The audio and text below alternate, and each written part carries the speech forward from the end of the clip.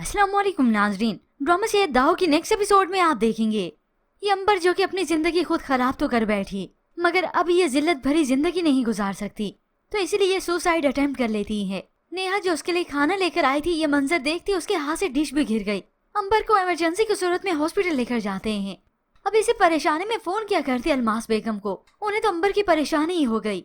अब अलमास बेगम जब घर वापस लौटी तो ये रानी बताती है वो अंबर बाजी ने अपनी कलाई काट ली है। ये सुनकर अब अलमास बेगम भी हॉस्पिटल को दौड़ी। ये अंबर को बर वक्त लाकर बचाया जा चुका है।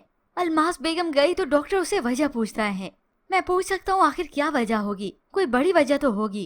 अब अलमास बेगम सीधे तो कुछ बता नहीं सकती थी, क्या बताती और किस मुंह से बताती कि हुआ क्या है।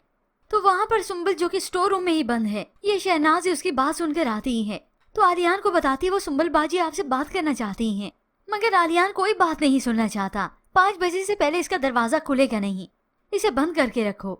यूं अंबर की बैंडेज होगी और वो घर वापस लौट आती है। माँ हाथ जोड़ती है, बेटा मेरे जुड़े हुए हाथ देखो, खुदा के वास्ते अभी कोई ऐसी वैसी हरकत ना करना जहाँ पर हमारी जिंदगी में और अजाब आ जाए। मैं वैसे भी सुम्बल की वजह से बहुत परेशान हूँ, मगर अंबर कैसे जिए, उसके लिए तो अब जैसे ये जिंदगी अजाब बन चुकी है, न जी सकती है न मर सकती है। तो आसिम भी अपनी बहन को मिलकर उसे तसल्ली देता है, जबकि दूसरी जानिब आलियान के पास रिदा की कॉल आ जाती है।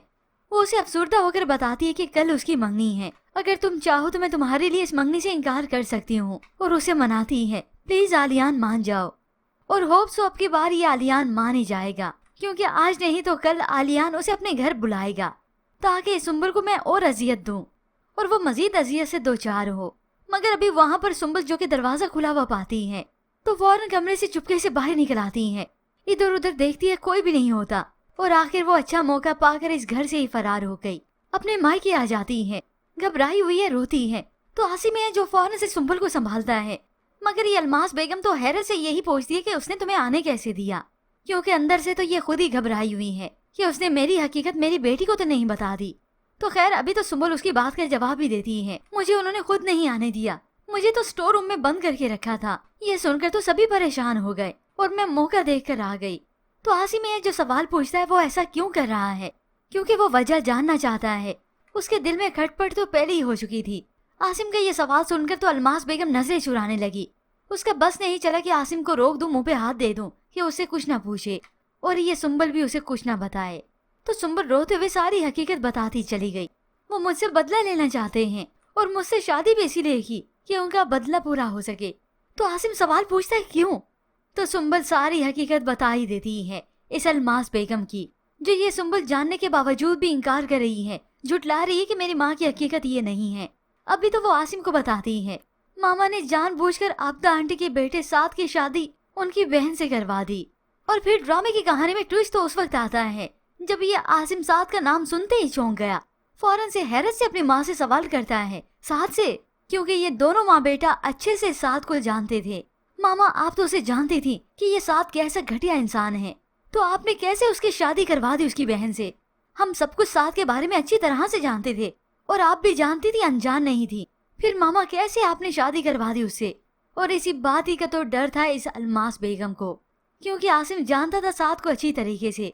अब बहाना तलाश करेगी कोई ना कोई या झूठी बोल देगी ताकि मैं अपने बेटे के सवाल से बच सकूं, मेरी ये औलाद मुझसे बदगुमान ना हो जाए। मगर अब हकीकत तो खुल चुकी है।